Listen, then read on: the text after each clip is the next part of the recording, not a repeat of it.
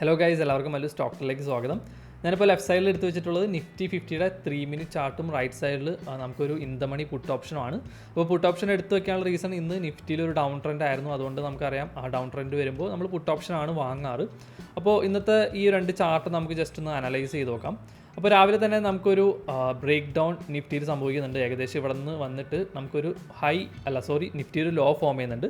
അപ്പോൾ സെയിം രീതിക്ക് തന്നെ നമുക്കിവിടെ പുട്ട് ഓപ്ഷൻ നോക്കിക്കഴിഞ്ഞാൽ ഒരു ബൈയിങ് പോയിന്റ് വരുന്നു. അവിടെ നിന്നിട്ട് പ്രൈസ് പുഷ് ചെയ്ത് ഏകദേശം ഒരു ഹൈ മീഡ് ചെയ്യുന്നുണ്ട്. അപ്പോൾ വീണ്ടും പ്രൈസ് മുകളിലോട്ട് വരുന്നു, ഒന്ന് താഴോട്ട് വരുന്നു. അപ്പോൾ നമുക്കിവിടെ ക്ലിയർലി കാണാൻ പറ്റുന്നുണ്ട്. അതായത് പ്രീവിയസ് ലോ ബ്രേക്ക് ചെയ്തിട്ടാണ് നമുക്ക് ഈ ഒരു നെക്സ്റ്റ് ലോ നിഫ്റ്റിയിൽ ഉണ്ടായിട്ടുള്ളത്. അപ്പോൾ നമ്മൾ എപ്പോഴും ഒരു ഡൗൺ ട്രെൻഡ് ആണെങ്കിൽ നമ്മൾ പുട്ട് ഓപ്ഷൻ മേടിച്ച് കഴിഞ്ഞാൽ നമുക്ക് ഈ ഒരു ബ്രേക്ക് ഔട്ട്, അതായത് ഡൗൺ സൈഡിലേക്ക് ഒരു ബ്രേക്ക് ഡൗൺ ആണല്ലോ.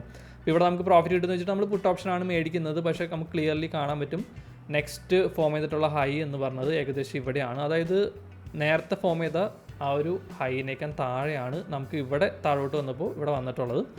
അപ്പോൾ ആക്ച്വലി കോംപ്ലിക്കേറ്റഡ് ആണ്. അപ്പോൾ നമുക്കിവിടെ നോക്കിക്കഴിഞ്ഞാൽ ഏകദേശം 24,400 ക്രോസ് ചെയ്യുന്നേ ഉള്ളൂ. അപ്പോൾ നമുക്കറിയാം ഇൻ ദ മണി ആവുന്നേ ഉള്ളൂ. അപ്പോൾ ഇൻ ദ മണി ആയിക്കഴിഞ്ഞാൽ നല്ല രീതിയിലൊരു മൂവ്മെൻറ്റ് നമുക്ക് നിഫ്റ്റി എങ്ങനെയാണോ അതുപോലെ തന്നെ പുട്ട് ഓപ്ഷൻ മൂവ് ചെയ്യുമെന്ന് പ്രതീക്ഷിക്കാം. അപ്പോൾ ഇവിടെ കുറേ പേര് സ്റ്റോപ്പ് ലോസ് അടിച്ച് പോയിട്ടുണ്ടാവും. നമ്മൾ വിചാരിക്കും ഇതിന് എബോവ് ആണെന്ന്. പിന്നെ പ്രൈസ് വീണ്ടും പുഷ് ചെയ്തിട്ട് താഴോട്ട് വരുന്നുണ്ടല്ലേ. അതായത് നല്ലൊരു സെല്ലിംഗ് ക്യാൻഡിൽ വഴിയിട്ട് നമ്മൾ ബൈ ചെയ്ത ഏരിയയിൽ വന്നിട്ടുണ്ടാവും. അപ്പോൾ കുറേ പേര് വീണ്ടും എക്സിറ്റ് ചെയ്ത് കളഞ്ഞിട്ടുണ്ടാവും. വീണ്ടും നമുക്ക് പ്രൈസ് മുകളിലോട്ട് പോകുന്നു. ഇവിടെ ഒരു ട്രെൻഡ് ലൈൻ വരച്ചിട്ടുണ്ട്. അപ്പോൾ ട്രെൻഡ് ലൈൻ ടച്ച് ചെയ്യുമ്പോൾ പുട്ട് ഓപ്ഷൻ മേടിക്കാം അല്ലേ. അപ്പോൾ ഇവിടെ നമുക്ക് കുറേ പേര് മേടിച്ചിട്ടുണ്ടാവും. വീണ്ടും പ്രൈസ് താഴോട്ട് പുഷ് ചെയ്യുന്നു. അപ്പോൾ അവർ മിക്കവരും അണ്ടർലൈൻ അസറ്റ് ആയിട്ടുള്ള നിഫ്റ്റി ആയിരിക്കും നോക്കുന്നത്. നിഫ്റ്റി നോക്കുമ്പോൾ നമുക്ക് ഇവിടെ ലോ ഫോം ചെയ്തിട്ടുണ്ട്. അതിനും താഴേക്ക്, അതായത് നല്ല രീതിയിൽ ബ്രേക്ക് ഡൗൺ വരുന്ന താഴേക്ക് പോകുന്നുണ്ട്. ഇവിടെ ഒരു ലോ ഫോം ചെയ്യുന്നുണ്ട്. പക്ഷേ നിഫ്റ്റി നോക്കുവാണെങ്കിൽ പ്രീവിയസ് ഹൈ പോലും ബ്രേക്ക് ചെയ്തിട്ടില്ല. അതായത് ഈ ഒരു ലോയും ഈ ഒരു ലോ തന്നെ കമ്പയർ ചെയ്ത് നോക്കി കഴിഞ്ഞാൽ ഒരുപാട് ഡിസ്റ്റൻസ് ഉണ്ടല്ലേ.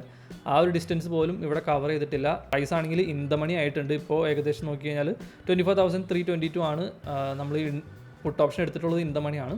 അപ്പോൾ എക്സാക്ട്ലി ഇതിന് എബോവ് ആണ് പ്രൈസ് വരേണ്ടത്. പക്ഷേ നമുക്ക് നോക്കിക്കഴിഞ്ഞാൽ ഒട്ടും തന്നെ മുകളിലോട്ട് പോകുന്നില്ല. മറിച്ച് ഇവിടെ നിന്നിട്ട് സ്റ്റോപ്പ് ചെയ്യാണ്. ഓക്കെ, അപ്പോൾ ഇവിടെ വന്ന് നമുക്ക് നെക്സ്റ്റ് ഹൈ ഫോം ചെയ്യുന്നല്ലേ. നെക്സ്റ്റ് ഹൈ ഫോം ചെയ്യുന്നു. പിന്നെ നമുക്ക് മൂവ്മെൻറ്റ് താഴോട്ട് വരുന്നു. നമ്മൾ ഏകദേശം ബൈ ചെയ്ത റീജിയനിലോട്ട് വീണ്ടും എത്തുന്നുണ്ട്. പിന്നെ നമുക്ക് ചെറിയൊരു ലോ, അതായത് ഇപ്പോൾ ഫോം ചെയ്തിട്ടുള്ള ലോക്കാനും ചെറിയൊരു ലോ ആണ് ഇവിടെ ഫോം ചെയ്യുന്നല്ലേ. അപ്പോൾ നമ്മൾ നേരത്തെ ഈ ഒരു പുട്ട് ഓപ്ഷൻ്റെ മൂവ്മെൻറ്റ് അനുസരിച്ചാണെങ്കിൽ ഇതിനും താഴെയുള്ള ഏതെങ്കിലും ചെറിയൊരു പ്രൈസ് പോയിന്റിലേക്ക് ആയിരിക്കണം പ്രൈസ് എത്തേണ്ടത്. പക്ഷേ ഇവിടെ ക്ലിയർലി നമുക്ക് നോക്കിയാൽ ഒരു ഒറ്റ പുഷാണ് വന്നിട്ടുള്ളത്. ആ ഒരു പുഷിൽ നമുക്ക് നേരത്തെ ഫോം ചെയ്തിട്ടുള്ള ഈ ഒരു ഹൈ, ആ ഒരു ഹൈ പോലെ ബ്രേക്ക് ചെയ്തിട്ടുണ്ട്. നമുക്കിവിടെ നോക്കിക്കഴിഞ്ഞാൽ ഇതും ബ്രേക്ക് ചെയ്തിട്ട് നെക്സ്റ്റ് ഹൈ ഫോം ചെയ്തിട്ടുണ്ടല്ലേ. അപ്പോൾ ഇത് ക്ലിയർലി ഒരു മാനിപ്പുലേഷനാണ്. ആക്ച്വലി ഇപ്പോൾ ഓപ്ഷൻസൊക്കെ ഒരു ഗാംബ്ലിംഗ് സെറ്റപ്പിലേക്ക് മാറിയിട്ടുണ്ട്. അതായത് നമ്മുടെ അണ്ടർലൈൻ അസറ്റ് ബേസ് ചെയ്തിട്ടല്ല പ്രൈസ് മൂവ് ചെയ്യുന്നത്. അതായത് എങ്ങനെയാണോ മാർക്കറ്റ് മേക്കേഴ്സിന് പ്രൈസ് മൂവ് ചെയ്യിക്കേണ്ടത് അതുപോലെയാണ് നമ്മുടെ ഈ ഒരു പുട്ട് ഓപ്ഷനിൽ അതുപോലെ തന്നെ ഓപ്ഷൻ്റെ ചാർട്ടുകളിൽ മൂവ് ചെയ്യുന്നത്. അതുകൊണ്ട് തന്നെ പ്രഡിക്റ്റബിൾ അല്ല. ഇപ്പോൾ ഇവിടെ ഈ ഒരു ഹൈ എത്തിക്കാൻ റീസൺ എന്ന് വെച്ച് കഴിഞ്ഞാൽ ഇപ്പോൾ ഇവിടെ ഒരു ഹൈ ഫോം ചെയ്തിട്ടുണ്ട്, ഇവിടെ ഹൈ ഫോം ചെയ്തിട്ടുണ്ട്, ഇവിടെ ഒരു ഹൈ ഫോം ചെയ്തിട്ടുണ്ട്. ഇത് ആക്ച്വലി നമുക്കൊരു ട്രെൻഡ് ലൈൻ കണക്ട് ചെയ്ത് വേണമെങ്കിൽ ഇവിടെ വരയ്ക്കാം അല്ലേ. അപ്പോൾ കുറേ പേര് ഓപ്ഷൻ സെല്ലിങ്ങിൽ കയറിയിട്ടുണ്ടാവും. അതായത് റീറ്റെയിലേഴ്സ് തന്നെ കുറേ പേര് സെല്ല് ചെയ്യുന്നുണ്ടാവും. അപ്പോൾ അവരുടെയൊക്കെ ബൈ ഓർഡേഴ്സ് ഇവിടെ ടോപ്പിലുണ്ടാവും. അപ്പോൾ അതൊക്കെ അവർ കറക്റ്റായിട്ട് എടുത്തിട്ടുണ്ടല്ലേ, ഇവിടെ മുകളിൽ എടുത്തിട്ടുണ്ട്.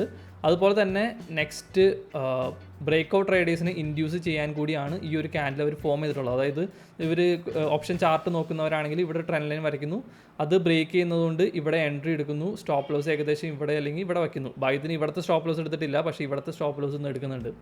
ടോട്ടലി എങ്ങനെ റീറ്റെയിലേഴ്സിനെ മാനിപ്പുലേറ്റ് ചെയ്യുന്നു അതുപോലെ തന്നെയാണ് നമ്മുടെ ഈ ഒരു ഓപ്ഷൻ ചാർട്ട് ഇപ്പോൾ മൂവ് ചെയ്യുന്നത്. സോ ഓപ്ഷൻ ബൈയിങ് ഇപ്പോൾ വളരെ പാടായി തുടങ്ങിയിട്ടുണ്ട്. പണ്ട് പിന്നെ ഉണ്ടായിരുന്നു.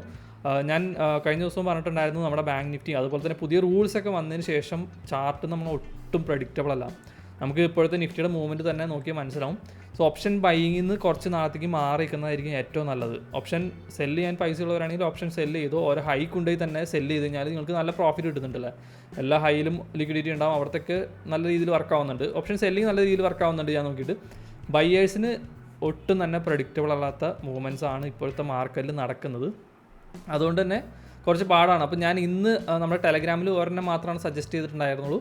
പിന്നെ ഇന്നിപ്പോൾ നടന്ന ഈ ഒരു മാനിപ്പുലേഷൻ്റെ കാര്യങ്ങൾ ഞാൻ കൊടുത്തിട്ടുണ്ടായിരുന്നു. അപ്പോൾ ഏകദേശം നമ്മളൊരു ബൈസോൺ നമ്മളൊരെണ്ണം കണ്ടെത്തി. കറക്റ്റ് ആ ഒരു ബൈസോണിൽ ടാപ്പ് ചെയ്തിട്ട് പ്രൈസ് ഒരു 25 പോയിൻറ്റ്സ് മൂവ് ചെയ്തിട്ടുണ്ടായിരുന്നു. അപ്പോൾ അത് കറക്റ്റായിട്ട് നമ്മൾ കൊടുത്തിട്ടുണ്ടായിരുന്നു.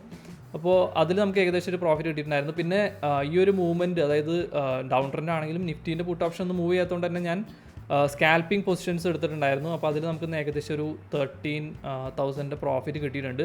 കുറച്ച് കൂടുതൽ ഓർഡേഴ്സ് എടുത്തിട്ടുണ്ട്. സ്കാൽപ്പിംഗ് എന്ന് പറയുമ്പോൾ ഓർഡേഴ്സ് കൂടുതലായിരിക്കും. അതുകൊണ്ട് തന്നെ മേ ബി ഒരു 2,000 മേടിച്ചിട്ട് ഒരു 11,000 പ്രോഫിറ്റ് നമുക്ക് ഇന്നത്തെ ദിവസം ജനറേറ്റ് ചെയ്യാൻ പറ്റിയിട്ടുണ്ട്. അപ്പോൾ ഇന്ന് പുട്ട് ഓപ്ഷൻ ട്രേഡ് ചെയ്തവർക്ക് ഇങ്ങനെ ഒരു അനുഭവം ഉണ്ടായിട്ടുണ്ടാവും. അങ്ങനെ അനുഭവം ഉണ്ടെങ്കിൽ നിങ്ങൾ കമൻറ്റ് ബോക്സിൽ പറയാം. Okay, thank you.